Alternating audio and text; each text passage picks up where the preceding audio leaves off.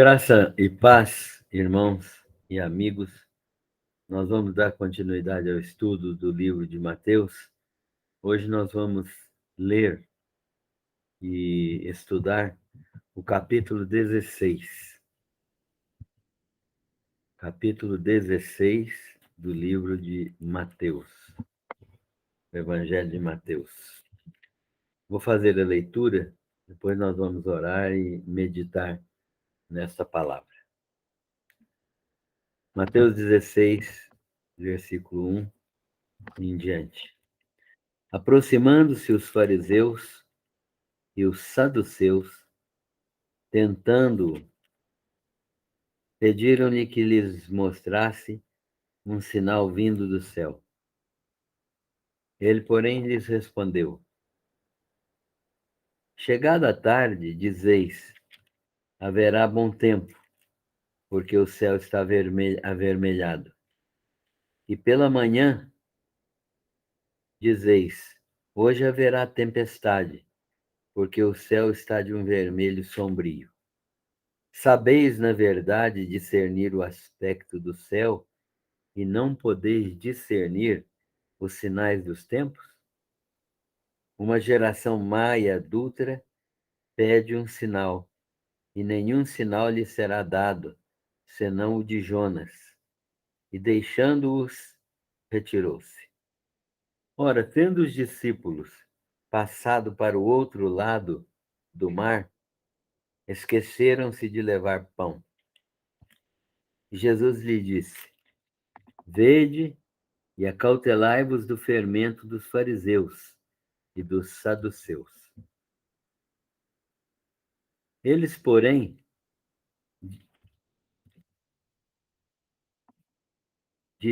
discorriam entre si. Eles, porém, discorriam entre si, dizendo: é porque nós não trouxemos pão.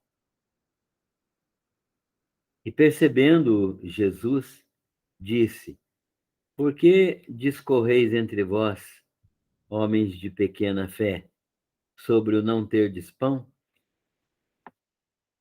Não compreendeis ainda, nem vos lembrais dos 5 pães para 5.000 homens, e quantos cestos tomastes? Nem dos 7 pães para os 4.000, e de quantos cestos tomastes? Como não compreendeis que não vos falei a respeito de pães? E sim, acautelai-vos do fermento dos fariseus e dos saduceus. Então entenderam que não lhes dissera que se acautelassem do fermento de pães, mas da doutrina dos fariseus e dos saduceus.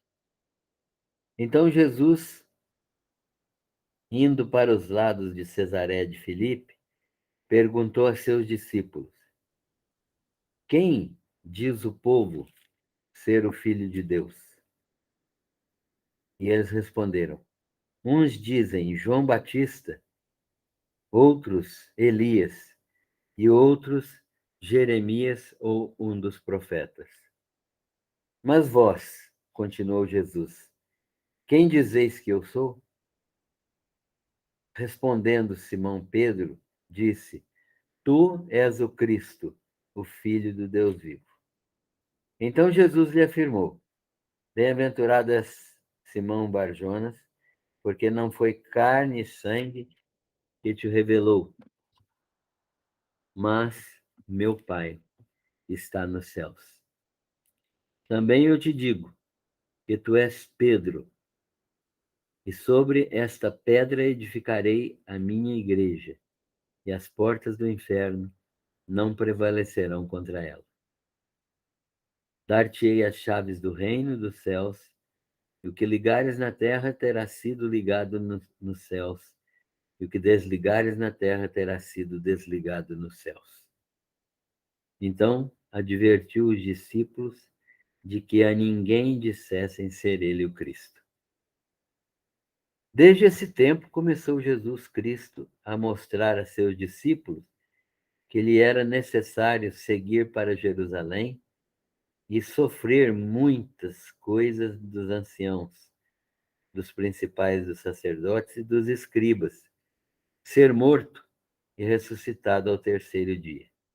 E Pedro, tomando-o à parte, começou a reprová-lo, dizendo: Tem compaixão de ti, Senhor. Isso de modo algum te sucederá. Mas Jesus, voltando-se, disse a Pedro: Arreda, Satanás!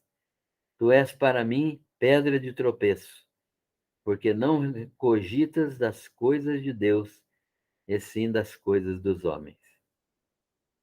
Então disse Jesus a seus discípulos: Se alguém quer vir após mim, e a si mesmo se negue, tome a sua cruz e siga-me. Porquanto, quem quiser salvar a sua vida, perdê-la-á. E quem perder a sua vida por minha causa, achá-la-á. Pois que aproveitará o homem ganhar o mundo inteiro e perder a sua alma? De que ou que dará o homem em troca de sua alma? Porque o Filho do Homem há de vir na glória de seu Pai. Então, juntamente com seus anjos. E então retribuirá a cada um conforme as suas obras. Em verdade vos digo que alguns há dos que aqui estão, que de maneira nenhuma passarão pela morte, até que vejam vir o Filho do Homem no seu reino. Que Deus abençoe sua palavra na nossa meditação. Vamos orar. Agradecemos, Senhor nosso Deus, pela tua palavra. Oramos pedindo sabedoria, discernimento, para entendermos tudo aquilo que o Senhor quer que nós compreendamos. Abençoa-nos para este estudo, preparando o nosso coração para aprender e praticar aquilo que o Senhor quer que nós pratiquemos. Nós te louvamos por tudo em nome de Jesus. Amém. Muito bem, irmão. Estamos estudando o livro de Mateus, o Evangelho de Mateus, esse evangelho que tem como escopo, como objetivo, revelar Jesus Cristo como o Senhor de todas as coisas, como Deus verdadeiro, como Filho do homem, né? Aquele que é o próprio Deus, aquele que tem natureza humana, mas que é divino na sua origem. Esse Deus que é Senhor absoluto de todas as coisas, é que está sendo revelado neste livro de Mateus. E nós estamos aprendendo cada dia mais neste livro a respeito daquilo que Jesus veio fazer, ministrando, né? Pregando o evangelho do reino, ensinando-a e demonstrando ser ele o Filho de Deus, agora mostrando também que o seu destino é a cruz, quando ele vai morrer e vai ressuscitar ao terceiro dia, para dar cabal condicionamento, cabal efetividade ao plano de Deus de trazer a morte a ele para salvar o mundo dos seus pecados. Então, nós sabemos que Jesus Cristo está se preparando para a morte, e foi isso que ele falou com Pedro aqui, e Pedro o repreendeu, porque na cabeça dos discípulos a morte não era um plano para Jesus. Mas nós estamos estudando esse texto de Mateus, e no último estudo nós vimos Jesus multiplicando pães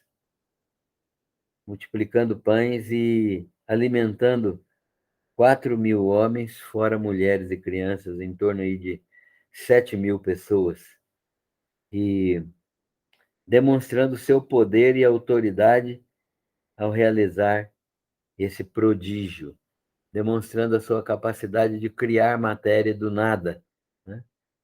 De fazer a matéria surgir do nada e de multiplicar matéria também, né? Já que existia pão. Mas Jesus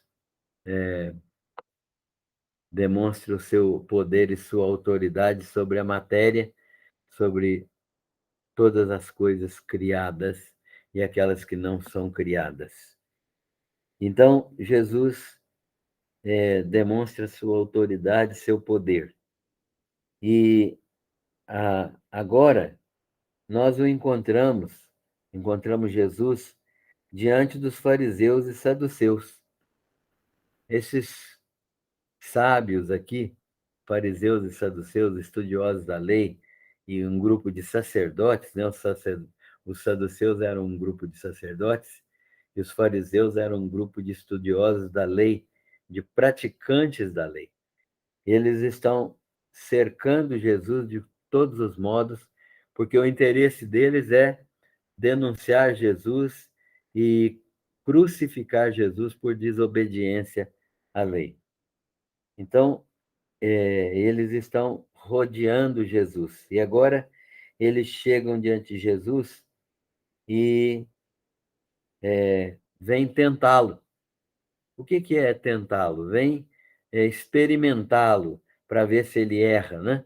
Vem aplicar o golpe nele para ver se ele erra, se ele comete algum pecado, para que eles possam crucificá-lo sem nenhuma, com todas as justificativas, sem nenhum vacilo. Então, é assim que eles estão fazendo. E eles vêm tentá-lo agora, querendo um sinal vindo do céu. Ora, eles já viram muitos sinais de Jesus Cristo, curas, ressurreição, é, diversos tipos de manifestação, multiplicação de pães, domínio da natureza, acalmar o mar, fazer com que as coisas acontecessem de uma maneira sobrenatural. Tudo isso Jesus estava fazendo e eles já sabiam disso, mas eles queriam mais coisas. Na verdade, eles queriam prejudicar o Senhor Jesus. E eles vieram tentando Jesus, buscando um sinal.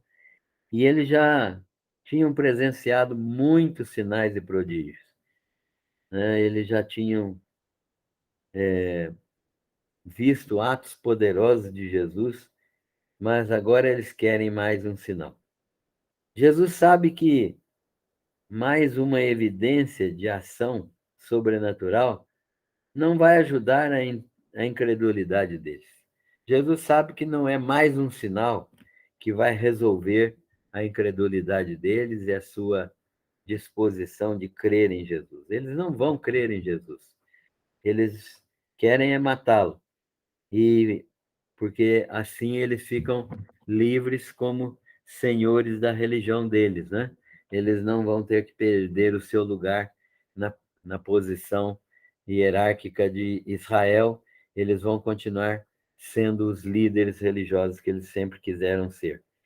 Então, a incredulidade deles é uma incredulidade real, eles não vão converter-se ao Senhor Jesus e eles não vão mudar de ideia. E eles argumentam com eles, Jesus então argumenta com eles que eles conhecem os sinais dos céus, conhecem os sinais dos tempos. Eles sabem quando vai chover de manhã, eles sabem quando não vai chover de manhã, eles sabem quando vai fazer bom tempo, só de analisar o céu. Então Jesus está dizendo para eles: olha, se vocês conhecem as manifestações do tempo, sabem quando chove, quando não chove, quando faz tempo bom, quando faz tempo ruim. Então, vocês deveriam, já que conhecem os sinais dos tempos, deveriam conhecer também os sinais dos céus, né? As coisas que acontecem, que vão acontecer segundo Deus. Essa geração maia adúltera sabe entender os sinais, os aspectos do céu, mas não sabe discernir os sinais dos tempos da, da revelação de Deus. Então, eu não vou falar nada para vocês. Jesus lhes disse que o único sinal que lhes seria dado seria o do profeta Jonas.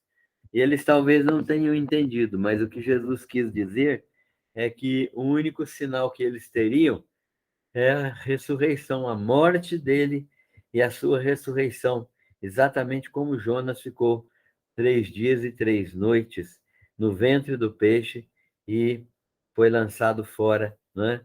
Depois por Deus, vivo na praia.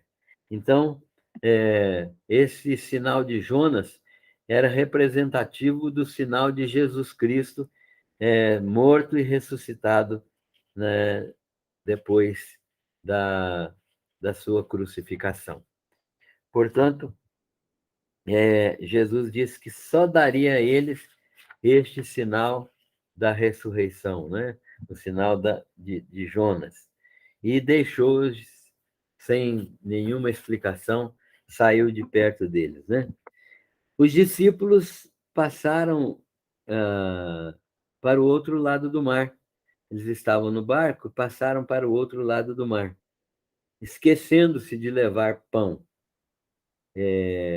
Então, Jesus passou com eles para o outro lado do mar e falou com eles que eles deveriam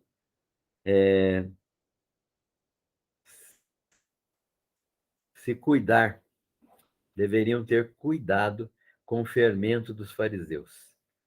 Os discípulos, inocentemente, imaginaram que ele estava falando de fermento de pães e que eles não tinham levado pão, que eles estavam sendo censurados por Jesus por não levarem pão. Mas Jesus fala com eles: olha, vocês são muito inocentes, vocês são de muito pouca fé, porque vocês já esqueceram dos 5 pães e 2 peixinhos?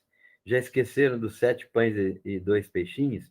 E dos milagres de multiplicação em 5.000 pães e 7.000 pães? Né? E 4.000 pães? Será que vocês já esqueceram isso? Eu não estou falando de fermento de, de, de pão. Estou falando da doutrina dos fariseus. Os fariseus vêm com a sua doutrina e eles querem utilizar a sua doutrina para desviar-nos da verdadeira doutrina da salvação. A doutrina dos fariseus é uma doutrina que não salva, que não justifica. A doutrina dos fariseus e dos saduceus é uma doutrina morta, que não serve para sarar. Vocês têm que ter cuidado com esse tipo de doutrina, e não com o fermento dos fariseus. Porque o fermento dos fariseus entra pela boca e sai, mas a doutrina deles pode levar à morte a alma de qualquer pessoa. Então, Jesus está falando: acautelai-vos do fermento dos fariseus e dos saduceus, porque eles têm uma doutrina errada, eles têm a justificação por obras e têm incredulidade no seu coração e não creem na ressurreição. Portanto, não creiam na doutrina dos fariseus e acautelem-se dos seus ensinos. Creiam apenas nos ensinos que eu estou ensinando, disse Jesus. Então, Jesus pergunta para os discípulos: quem dizem os homens que é o Filho do Homem? Jesus está perguntando a respeito de si mesmo. O que é que as pessoas dizem a seu respeito? O que é que as pessoas falam a respeito de Jesus? E eles responderam a Jesus dizendo, né, que muitos diziam que ele era Elias, outros diziam que ele era João Batista, outros diziam que ele era Jeremias ou um dos profetas. Mas Jesus acaba por perguntar: e vocês? Quem dizem vocês que eu sou? Então Pedro, cheio da resposta divina, né? Cheio da revelação de Deus, responde: Tu és o Cristo, Filho de Deus vivo. Né? Tu és o Cristo, Filho de Deus vivo. Jesus, então, e seus discípulos estão pregando para os lados de Cesareia de Filipe, quando ele faz essa pergunta, e os discípulos respondem, então, que ele é o Cristo, o Filho do Deus vivo. Então, Jesus responde a Pedro que não foi a carne ou o sangue, isto é, ele não teve uma revelação humana, ele não teve uma revelação apenas de conhecimento humano, não foi algo que ele aprendeu com os pais dele, nem algo que ele aprendeu de revelação, inteligência natural. Pelo contrário, ele teve revelação espiritual. Ele teve uma revelação espiritual. Foi o próprio Deus quem revelou a Pedro quem era Jesus, né? Nessa pergunta que Jesus fez a ele a respeito de quem eles achavam ser o Filho do Homem. Então, Pedro tem essa revelação e Jesus continua dizendo que tu és Pedro, e sobre esta pedra edificarei a minha igreja. O que é que Jesus está dizendo aqui? Ele está dizendo que a igreja dele será constituída de pessoas. A igreja dele será constituída de pessoas. Assim como Pedro é uma pessoa, uma pedra de edificação, outras pessoas também serão pedras de edificação. Tu és Pedro, e sobre esta pedra, ou seja, sobre esta afirmação, né, que você fez, é que a igreja vai ser constituída. Ou seja, nós vamos constituir uma igreja, diz Jesus, fundada na declaração fundamental de que eu sou o Cristo, Filho do Deus vivo. A igreja não pode ser fundamentada sobre pessoas. As pessoas vão constituir a igreja, mas elas não são a base da igreja. A igreja vai ser constituída sobre uma declaração poderosa. Qual a declaração? Que Jesus Cristo é o Filho de Deus. É essa declaração poderosa que é imutável, é esta declaração poderosa que jamais foi esquecida, é essa declaração poderosa que é o cerne da nossa espiritualidade, da nossa igreja, é que é a declaração sobre a qual a igreja está fundada. A igreja está fundada na pessoa bendita de Jesus Cristo, o Filho de Deus. Tu és o Cristo, o Filho do Deus vivo. Né? Então, Pedro é uma pedrinha, assim como nós outros também somos uma pedrinha que estamos sobre a pedra maior. Qual é a pedra maior? Jesus mesmo, que é a pedra que os edificadores rejeitaram. Né? Jesus mesmo é a pedra, essa pedra angular, e que é o Jesus Cristo, Filho do Deus vivo. Esta declaração sobre Jesus é que é verdadeiramente a pedra angular da igreja. A igreja existe por causa de Jesus ser o Filho de Deus, o Deus eterno. Então, toda a igreja do Senhor está fundamentada sobre a pessoa de Cristo, né? as portas do inferno não prevalecerão contra ela. É interessante que Pedro, imediatamente, quando fala que Jesus não deve ir a Jerusalém para não morrer, ele começa a dizer que Jesus não deve ir a Jerusalém e que ele não deve morrer. E Jesus fala com ele: arreda de mim, Satanás.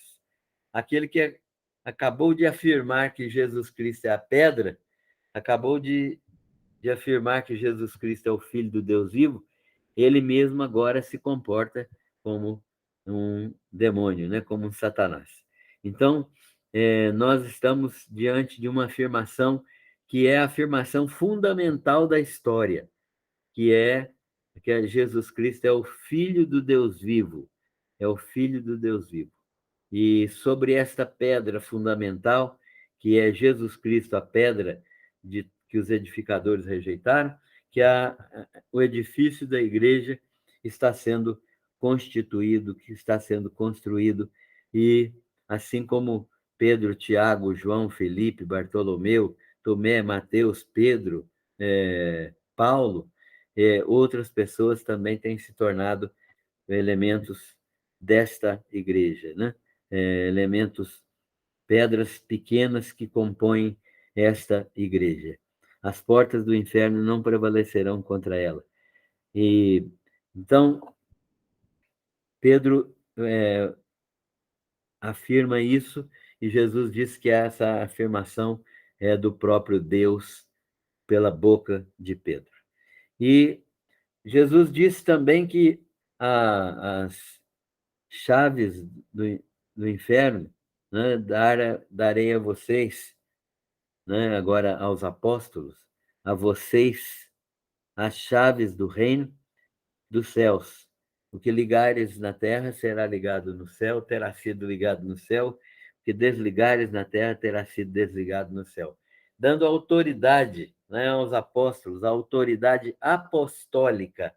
A autoridade apostólica aqui é a autoridade dos apóstolos que Jesus escolheu para que eles possam ser os instrumentos de edificação da igreja e para que eles, tudo aquilo que eles ensinarem em nome de Jesus, seja verdadeiramente ensino celestial e seja verdadeiramente aquilo que vai trazer edificação para a igreja. Darei as chaves do reino, que ligares na terra será ligado no céu, que desligares na terra será desligado no céu. Então, essa autoridade apostólica foi concedida para que a igreja se fundasse, se fundamentasse naquela declaração de Jesus e se fortalecesse e se estabelecesse definitivamente no ensino apostólico.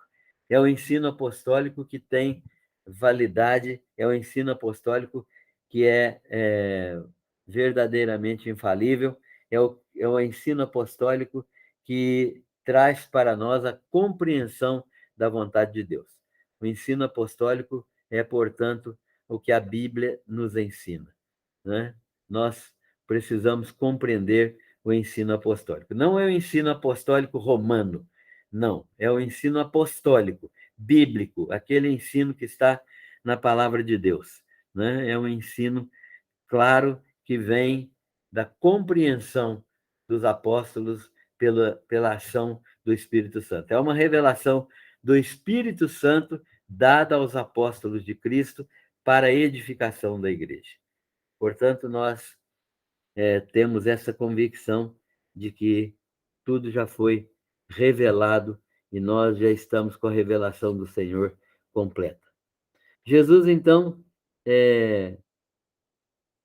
começa a falar agora sobre a sua morte. E ele começa a dizer que deve ir a Jerusalém, onde ele será preso, onde ele será condenado pelos principais dos sacerdotes e escribas, onde ele será prejudicado, onde ele será vilipendiado, onde ele será diretamente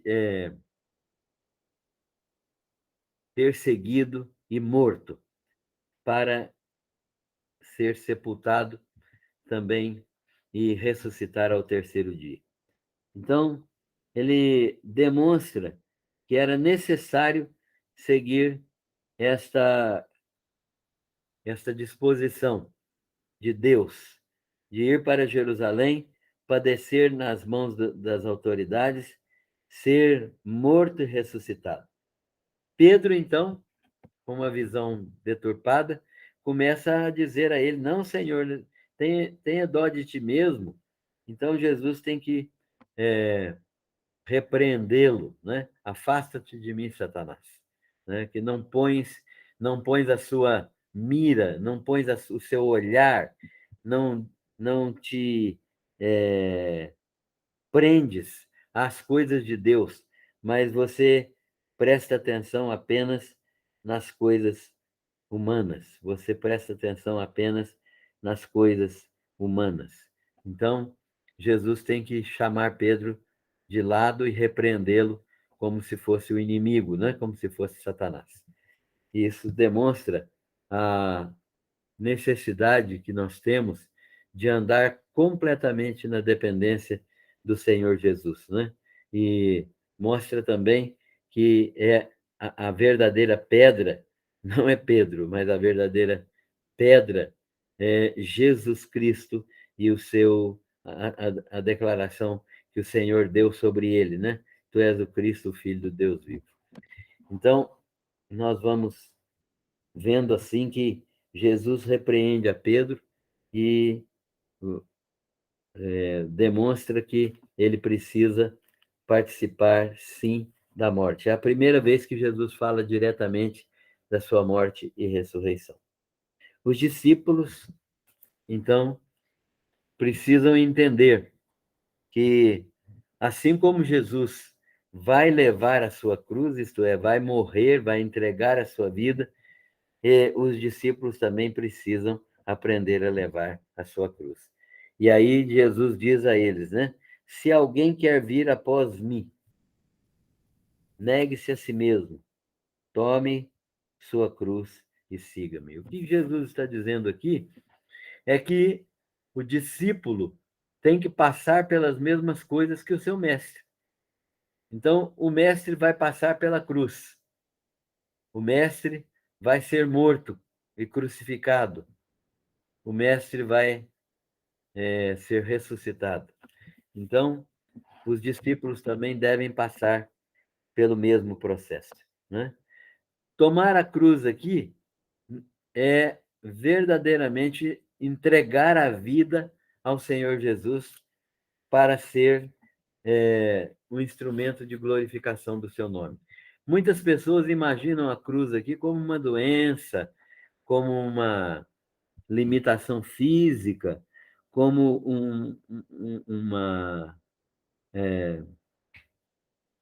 uma pessoa doente na família, alguém que é problemático e que está causando distúrbios na família. Não, não é isso que é cruz, não. A cruz que Jesus Cristo fala aqui, tome cada dia a sua cruz, é um instrumento de mortificação. Significa que eu vou entregar a minha vida para ser instrumento de glorificação do Senhor Jesus. Não é algo que eu posso renunciar. É algo que eu tenho que entregar. É algo que eu tenho que participar. Tome cada dia a sua cruz significa que eu vou renunciar a mim mesmo. Vou entregar minha vida ao Senhor Jesus. Se for necessário, eu vou morrer com Ele. Mas vou glorificar o seu nome nessa atividade. Os apóstolos entenderam o que era cruz a partir do momento em que eles começaram também a ser levados ao sofrimento, né? Muitos deles morreram dando a sua vida pelo Senhor Jesus, né?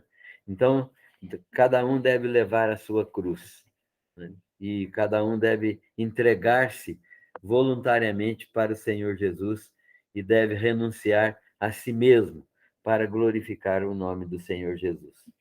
Dessa maneira, o discípulo não é mais do que o seu Senhor. O discípulo deve levar a sua cruz.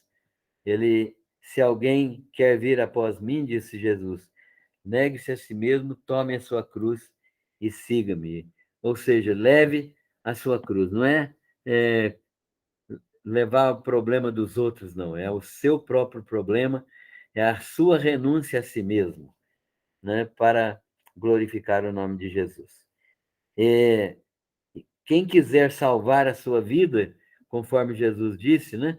Quem quiser poupar a sua vida da cruz, quem não quiser se entregar ao Senhor Jesus para renunciar a si mesmo, quem não quiser fazer nada disso, não vai perder a sua vida, né? Quem quer salvar quem quer salvar a sua vida vai perdê-la, mas quem quer perder a sua vida por amor de Jesus Cristo vai salvá-la, né? Quem quer viver de maneira agradável a si mesmo, quem não quer enfrentar a cruz, ele vai perder a sua vida, né? Mas aquele que quer perder a sua vida por amor de Jesus, este vai salvá-la, porque Jesus Cristo vai dar a ele a vida eterna.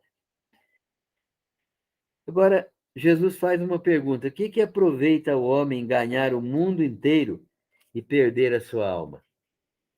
Né? Muitas vezes as pessoas correm atrás de tudo, mas perdem a sua alma. Por quê? Porque não renunciam a tudo para entregar-se ao Senhor Jesus. Então, que aproveita o homem ganhar o mundo inteiro e perder a sua alma? Correr atrás de riquezas, correr atrás de fama, de sucesso, correr atrás de bênçãos, correr atrás de satisfação, de sucesso.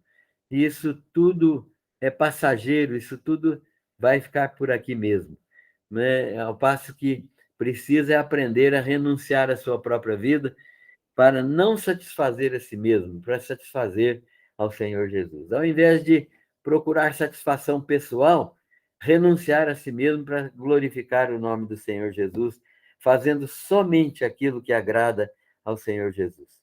Que aproveita o homem ganhar o mundo inteiro e perder a sua alma, né? Que dará o homem por sua alma, né? O homem vai dar o que por sua alma? Tudo que ele der ainda é pouco, né? Tudo que ele der ainda é pouco. Jesus fala dessa sua vinda na glória, né? Na glória do Pai, e retribuirá a cada um segundo as suas obras. Então, Jesus está dizendo, né? Que aquele que perder a sua vida, esse vai achá-la. E aquele que acha a sua vida, né? Esse vai perdê-la. Porque a vida que tem valor é aquela vida completamente dedicada ao Senhor Jesus. Porquanto quem quiser salvar a sua vida, né? Quem quiser viver de maneira agradável a si mesmo, vai perdê-la, né? E quem quiser perder a sua vida por causa de Jesus, este vai salvar a sua própria vida. Então, vai ter a vida eterna. Deste modo, Jesus fala de sua vinda e fala que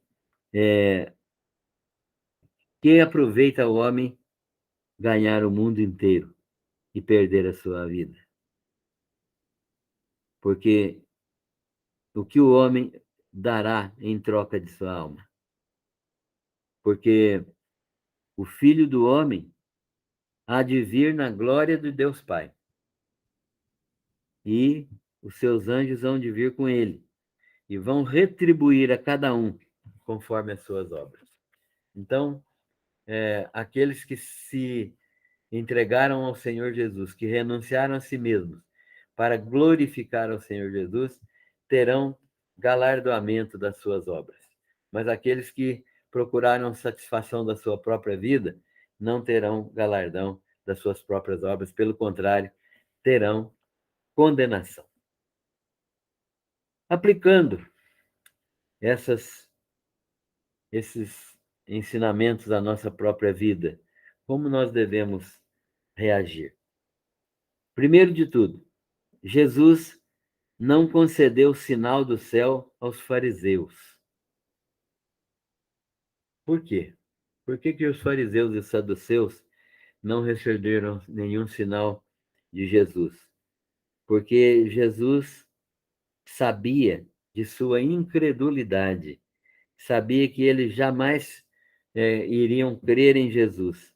Eles já tinham recebido todas as informações necessárias para crer no Senhor Jesus, mas eles eram aqueles que estavam satisfeitos com a sua própria vida, que renunciavam à vida de Jesus para ficar com a sua própria vida, né? Por isso esses fariseus e saduceus não queriam ser salvos e eles foram condenados, né? Por isso Jesus não lhes concedeu outro sinal, senão o da ressurreição, né? Da sua ressurreição.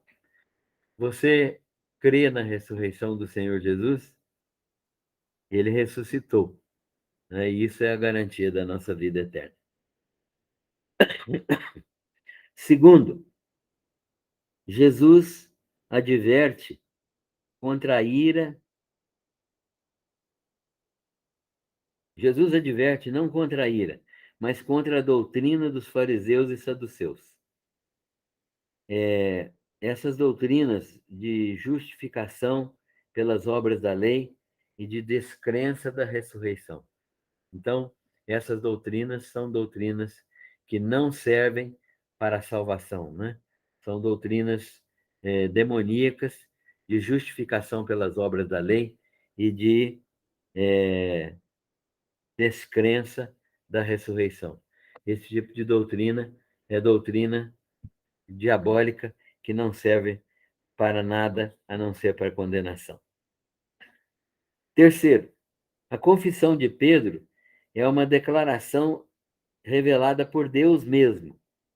Toda a obra de Cristo está fundamentada nesta verdade, nesta obra que Jesus Cristo é o Filho de Deus vivo, né? Toda a obra de Cristo está fundamentada nesta verdade. Jesus Cristo é o Messias, ele é o Filho do Deus vivo. Quem é Jesus para você? Você crê em Jesus Cristo como seu Senhor e Salvador, como Filho de Deus? Quarto, Jesus prediz sua morte. Ele fala que vai morrer, demonstrando o propósito de Deus em sua vida, demonstrando como Deus desejou sua vinda ao mundo. Então, Jesus veio para este mundo, cumprindo o propósito de Deus de buscar e salvar o que se havia perdido. Você está salvo? Você é um perdido que Jesus achou? Quinto, o discípulo, como o mestre, tem que ter a disposição de perder a sua vida. Nós acabamos de ver isso aqui, né? Jesus vai perder a sua vida e os discípulos também precisam perder a sua vida por amor de seu Senhor. Quem perder a sua vida por amor de Cristo, salvará a sua vida ou achará a sua vida, a vida que glorifica a Deus, a vida que é exaltada, a vida que vai ser galardoada no final dos tempos. Que Deus abençoe a sua palavra no nosso coração, para que nós possamos viver de maneira agradável ao Senhor Jesus, procurando viver a nossa vida, perdendo a nossa vida para achar a vida de Cristo, para que quem perder a sua vida por amor de mim, esse possa achar a sua vida, como diz Jesus. Que a palavra do Senhor nos abençoe. Amém.